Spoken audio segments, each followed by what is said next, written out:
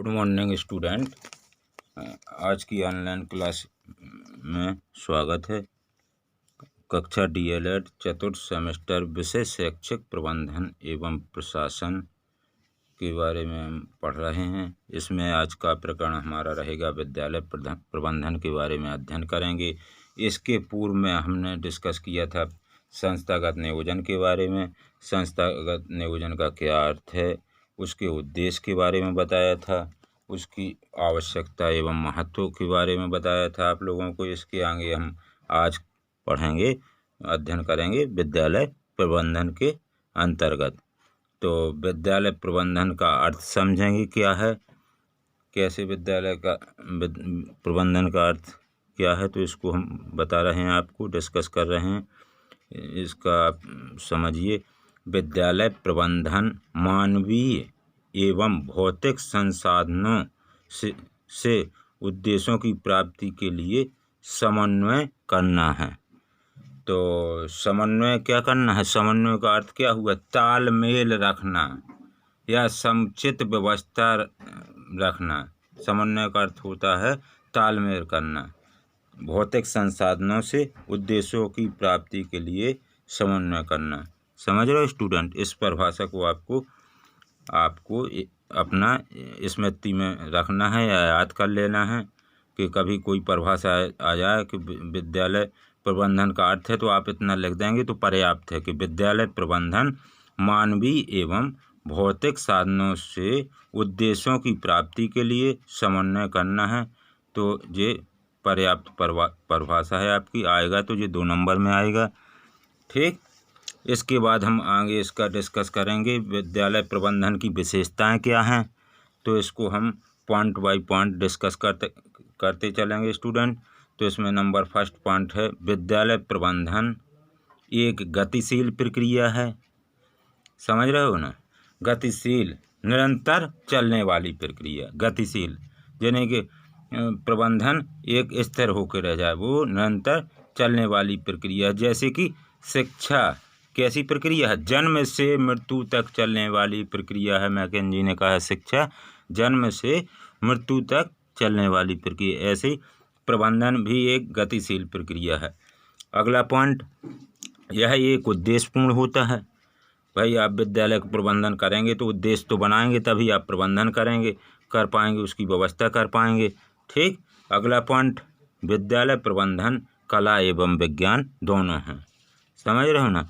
भाई विद्यालय का प्रबंधन करना है तो उसमें कला की भी आपकी आवश्यकता होगी, विज्ञान की भी होगी, टेक्नोलॉजी की भी होगी आपकी, तभी आप विद्यालय का प्रबंधन कर सकते हैं। अगला पॉइंट, इसे एक व्यवसाय के रूप में भी जाना जाता है। भाई जो विद्यालय हैं कुछ व्यवसाय के रूप में भी चल रहे हैं। व्यवसाय के रूप में तो प्रबंधन विद्यालय चल ही रहे हैं, चाहे वो गवर्नमेंट हो चाहे जो हो। तो एक भाई बच्चों के लिए शिक्षा के लिए भी चल रहे हैं, व्यवसाय भी इसमें साथ में निरूपित किया गया है कि विद्यालय व्यवसाय के रूप में भी बताया गया है। तो इसमें अगला पॉइंट आप समझेंगे, यह एक सामाजिक प्रक्रिया है। ठीक है ना? विद्यालय क्या है? प्रबंधन एक सामाजिक प्रक्रिया। आप विद्यालय में जो भी पढ़ेगा बच्चा तो समाज में रहना उठना बैठना सब सीखता है। विद्यालय पहले तो परिवार से बालक सीखता है, इसके बाद विद्यालय में जाके सीखता है अपने गुरुजनों से। तो ये सामाजिक प्रक्रिया है। अगला पॉइंट, इसका संबंध भौतिक एवं मानवीय संसाधनों के अधिकतम उपयोग से है। समझ रहे हो ना? भौतिक एवं मानव द्वारा निर्मित संसाधनों के अधिकतम। मानव द्वारा निर्मित क्या है? शिक्षण सामग्री। तो उन जितने ज़्यादा आप संसाधन उपयोग करेंगे उतना ही अच्छा आपका विद्यालय चलेगा या विद्यालय का नाम रोशन होगा। ठीक है, अगला पॉइंट, यह एक मानवीय पक्षों के विकास पर विशेष बल देता है। समझ रहे हैं? मानवीय पक्ष क्या है? मानवीय व्यक्ति के पक्षों के हर प्रकार का पक्ष उसका विकास होता है बालक का। सर्वांगीण, मानसिक, चारित्रिक, हर प्रकार के विषय उस पर भी विकास पर भी बल देता है। विकास क्या है? विकास भी आपका निरंतर चलने वाली प्रक्रिया है। आपने अभिवृद्धि और विकास पढ़ा होगा फर्स्ट सेमेस्टर में, अभिवृद्धि और विकास में क्या डिफरेंट है, तो उसमें भी आप समझ सकते हैं विकास क्या है। विकास आपका जन्म से लेके मृत्यु तक विकास भी चलने वाली प्रक्रिया है। अभिवृद्धि जो होती है आपकी एक निश्चित सीमा तक होती है, उसके बाद रुक जाती है। जी आपको बहुत अच्छी तरह से हमने समझाया, पिछले फर्स्ट सेमेस्टर में डिस्कस किया था आपको विकास और अभिवृद्धि क्या है बाल विकास में, ठीक है ना।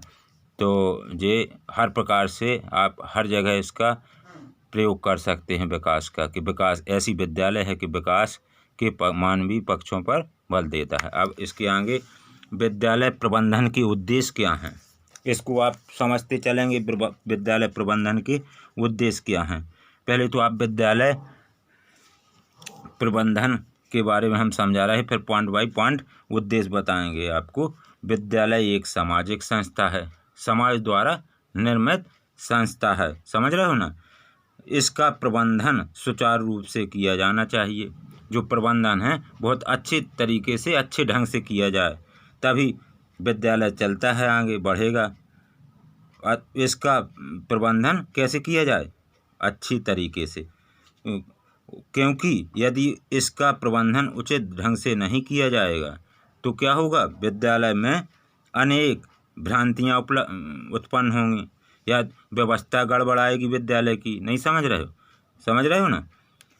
विद्यालय प्रबंधन के संचालन के लिए, जैसे हम संचालन कर रहे हैं तो इनका उद्देश्यों का निर्धारण किया जाना चाहिए। जैसे हमने आपको प्लानिंग बताया था, पोस्ट गौरव की संरचना बताई थी, लूथर गोलक ने दी है, जो उसके अनुसार आप चलेंगे तो बहुत अच्छा आपका विद्यालय चलेगा, प्रबंधन चलेगा। प्लानिंग बनाएंगे तभी आपका विद्यालय बहुत सुचारू रूप से चलेगा। कोई भी कार्य करेंगे तो आप प्लानिंग के अनुसार करेंगे। आप केवल लूथर गोलक की आपकी संरचना मस्तिष्क में रहेगी तो आप पूरा जितना है आपका क्या, एजुकेशन, एडमिनिस्ट्रेशन एंड मैनेजमेंट, शैक्षिक प्रशासन एवं प्रबंधन, आप कहीं भी एक प्रकार से किसी भी प्रकार से वो नहीं कर सकते, नुकसान ना होगा आपको। आपके दिमाग में कहीं पोस्ट गौरव की संरचना है तो आप पूरा प्रबंधन या प्रशासन बहुत ढंग से चला ले जाएंगे। आप या विद्यालय खोलें या चाहे कोई भी कार्य करें तो उसके लिए आपका पोस्ट गौरव की संरचना आपको मस्तिष्क में रखना है, तभी आगे आप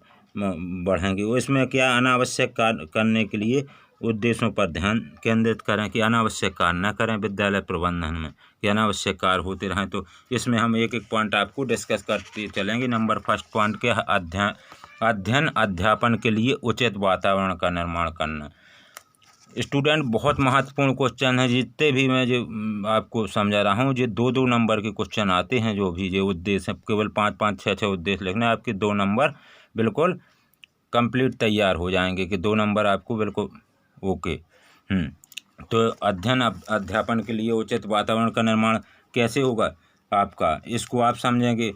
उचित वातावरण कैसे निर्माण होता है, जैसे आपकी हमने बताया था पिछले उसमें कि कक्ष का वातावरण बहुत अच्छा होना चाहिए, या पुस्तकालय, प्रयोगशाला, खेल के मैदान, छात्रावास, इन सभी की अच्छी व्यवस्था होना चाहिए, तभी आपका उचित वातावरण का निर्माण होगा। अगला पॉइंट समझेंगे आप, शिक्षकों तथा अन्य कर्मचारियों में आत्मविश्वास की भावना जागृत करना। भाई चाहे शिक्षक हो चाहे कर्मचारी हो, सेल्फ कॉन्फिडेंस, आत्मविश्वास की भावना उसमें विकसित नहीं है तो उसमें आपस में कर्मचारियों में द्वेष भाव की भावना उत्पन्न रहेगी। इसलिए इसमें स्नेह करें तथा इसमें जो प्रबंधक हैं, प्रबंधकों के प्रति भी उनमें विश्वास हो, जितने भी कर्मचारी हों, जो नहीं कि विश्वास ना हो, तभी संभव हो सकता है कि आप बहुत सुनिश्चित तरीके से क्या कर सकते हैं, आप अपनी भावना जागृत, अपनी समस्याओं के प्रति हल ढूंढ सकते हैं। ठीक है, अगला पॉइंट समझें आप। अगला पॉइंट है आपका प्रयोग तथा अनुसंधान के लिए अवसर प्रदान करना। प्रयोग तथा अनुसंधान के लिए अवसर कैसे आप प्रदान करेंगे, तो इसको आप बहुत अच्छी तरीके से समझें। जैसे कि आप विद्यालय में जो प्रबंधकों को भी यह देखना चाहिए कि जिन शिक्षकों का हम चयन कर रहे हैं वो पहले से विद्यालय में कार्यरत हैं या नहीं हैं, उन्हें अपनी व्यावसायिक वृद्धि करने के समुचित अवसर प्राप्त हों, कि भाई जो अब वृद्धि करना है व्यवसाय, तो उनको अवसर बीच बीच में प्राप्त होते रहें। समय समय पर विशेष कार्यक्रम आयोजित करते रहना चाहिए, तो उसमें प्रतिभा जागती रहती है। या कोई अनुसंधान या कोई कार्य करने के लिए दिया जाता है प्रयोग करने के लिए, तो उसमें भी आपकी प्रतिभा जागृत होगी।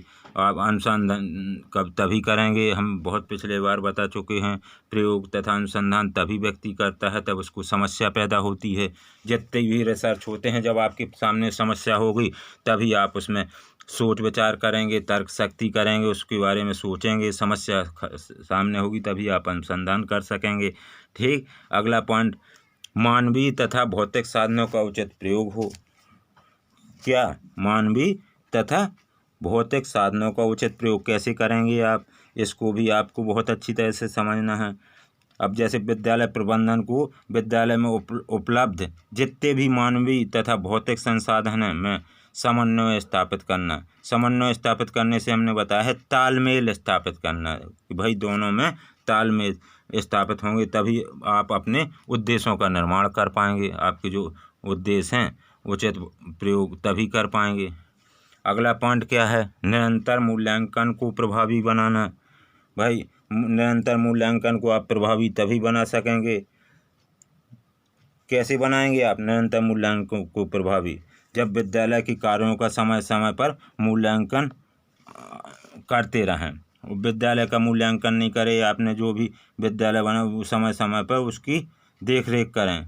जैसे कोई भी वस्तु है या व्यक्ति है, उसका मूल्यांकन जहाँ उसकी उपलब्धि हो वहाँ उस समय उसका या कोई भी हो रेखांकित करते रहना चाहिए कि ये इसने उपलब्धि की है, तभी आप आगे बढ़ सकते हैं। ठीक है।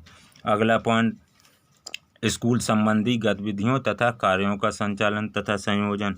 स्कूल संबंधी गतिविधियाँ, जो स्कूल संबंधी गतिविधियाँ होती हैं या कार्यों का संचालन हो रहा, जो कार्य हो रहे तो उसमें जो प्रयोजन या वो कार्यक्रम हो रहे तो उसको भी बीच बीच में जो अपने से, जैसे अब टीचर हैं तो अपने योग्य टीचरों को बुला के उनसे बीच बीच में उद्देश्यों या उनके गंतव्यों को परिपक्व रूप देने की विविध योजनाएं बनाएं तथा प्रक्रियाओं का संचालन आवश्यक रूप से करते रहें, तभी आप आगे कार्य कर पाएंगे। इसके लिए एक समुचित स्थान का बना के इसमें प्राप्त हो सके, तभी आप इस कार्य को समयानुसार कर सकेंगे। ठीक है। विद्यालय प्रबंधन के ये 6 महत्वपूर्ण उद्देश्य हैं। 6 आप जितना भी जो पॉइंट ही लिखे हैं इन्हीं को आप लिखाएंगे तो आपके 2 नंबर परफेक्ट हो जाएंगे। ठीक। अब इसके आगे आपका टॉपिक है विद्यालय टॉपिक के अगला जो वो है आपका क्वेश्चन, विद्यालय प्रबंधन की आवश्यकता एवं महत्व कैसे समझें। इनको समझिए आप, विद्यालय प्रबंधन एवं इसकी महत्व क्या है। तो विद्यालय प्रबंधन की आवश्यकता और महत्व के बारे में समझें आप। नंबर फर्स्ट पॉइंट, सतत प्रक्रिया के रूप में प्रबंधन का महत्व है। समझ रहे हो ना, सतत प्रक्रिया क्या है इसको समझें। प्रबंधन का अत्यधिक महत्व है क्योंकि इससे किसी भी क्षेत्र का प्रबंधन बाधित नहीं होता तथा अनुकूल परिणाम प्राप्त होते हैं। आपको आपके अनुसार परिणाम प्राप्त होंगे। अगला पॉइंट समझिए, प्रबंधन सामूहिक लक्ष्यों को प्राप्त करने में सहायता होता है। प्रबंधन क्या होता है? सामूहिक लक्ष्यों को सहायता करने में, लक्ष्यों को प्राप्त करने में सहायक होता है। इसको आप समझें, कैसे समझेंगे आप। जैसे हम प्रबंधन के लिए कहें तो इसमें एक संगठन के उद्देश्यों की प्राप्ति के लिए होती है। जब आप उद्देश्य कोई संगठन बनाए उसके उद्देश्य प्राप्त करना है तो इसमें प्रबंधन का कार्य है संगठन के कुल जितने भी उद्देश्य हैं उनको प्राप्त करने के लिए व्यक्तिगत प्रयत्न को समझते रहें। हर व्यक्ति से अलग अलग उससे समझें तो आपका ये सफल हो जाएगा लक्ष्य जहाँ तक आपको पहुँचना है। अगला पॉइंट है मानवीय संबंधों में सहायक। मानवीय से मानवीय तो आप समझ रहे हो, मानव को कहा गया है। मानवीय जो संबंध हैं उसमें भी सहायक होना चाहिए। मानवीय संसाधनों को आप जितने भी मानवीय संसाधन हैं उनमें संतुलित बनाए रखने के लिए एक अच्छे प्रबंधन की भूमिका अत्यंत महत्वपूर्ण होती है। आपका प्रबंधन बहुत अच्छा है तो बहुत अच्छा कार्य चलेगा। जैसे प्रबंधन के कार्य द्वारा किसी भी संस्था के मानवीय संबंध में मानवीय मूल्य निहित रहते हैं एवं संस्था का विकास गति से अविवादित अवस्था में होता है। समझ रहे हो। अगला पॉइंट है समाज के विकास में सहायक। समाज के विकास में कैसे सहायक होगा? जैसे हम कोई संगठन के उद्देश्यों को पूरा करने में प्रबंधन होता है। कोई भी संगठन बनाए, बिना प्रबंधन के संगठन थोड़ी बनेगा। आप उसको साथ में लेंगे तभी आपका प्रबंधन को उद्देश्य बनेंगे। जो समाज के विकास में भी सहायक होता है, समाज के विकास में सहायक होगा। श्रेष्ठ गुणवत्ता युक्त वस्तुएं तथा सेवाएं उपलब्ध करने में, रोजगार के अवसर को पैदा करने में, लोगों के भले के लिए नवीन तकनीकों का अपनाने में, आपकी बुद्धि एवं विकास के मार्ग पर चलने में सहायक होगा। समझ रहे हो? अगला पॉइंट है आपका कार्य को करने में सहायक। कार्य को करने में सहायक कैसे करेंगे आप? जैसे कोई भी कार्य करते हैं तो उसमें प्रत्येक कार्य का संगठन एक कुशल प्रबंधन पर ही निर्भर करता है। समझ रहे हो? जैसे आपका जैसा प्रबंधन होगा वैसे ही आप कार्य करेंगे। अगला पॉइंट 6 संस्था की गुणवत्ता में सहायक। संस्था की गुणवत्ता में कैसे सहायक करेंगे? इसमें आप गुणवत्ता में बढ़ोतरी करेंगे। प्रबंधन के द्वारा ही संस्था का उत्तरोत्तर विकास होता है। समझ रहे हो? आगे का विकास प्रबंधन की उसके दिशा निर्देशन में होता है आपका। अगला पॉइंट प्रबंधन क्षमता में वृद्धि करता है। क्या करता है? क्षमता में वृद्धि करता है। तो प्रबंधन की में जब संगठन होगा तो क्रियाओं के श्रेष्ठ नियोजन या संगठन जो आपके डायरेक्शन है, नियुक्तिकरण तथा नियंत्रण के माध्यम से लागत को कम करता है तथा उत्पादकता में वृद्धि भी करेगा। ठीक। अगला पॉइंट है आपका प्रबंधन क्षमता में वृद्धि करता है, ये हो गया। अगला पॉइंट है आपका प्रबंधन विकास का दिशा निर्देशक होता है। भाई प्रबंधन क्या होता है? विकास का दिशा निर्देशक। तो इसको आप कैसे, भाई प्रबंधन की डायरेक्शन में आप कार्य करेंगे तो वो कार्य आपका सही तरीके से कार्य होगा। भाई उनकी दिशा निर्देशन में कोई भी कार्य करिए आप, तो दिशा निर्देशन में कार्य करेंगे तो बहुत अच्छी तरीके से आपकी विकास की जो कल्पना होगी, आप जो भी सोचेंगे वो सही दिशा में सोचेंगे, क्योंकि प्रबंधन विकास की दिशा निर्धारित करता है। बिना प्रबंधन के आपकी दिशा निर्धारित चाहे उचित मार्गदर्शन मिलेगा। अगला पॉइंट व्यक्तिगत उद्देश्यों की प्राप्ति में सहायक। जो आपके व्यक्तिगत उद्देश्य हैं उसमें भी सहायक होगा आपको।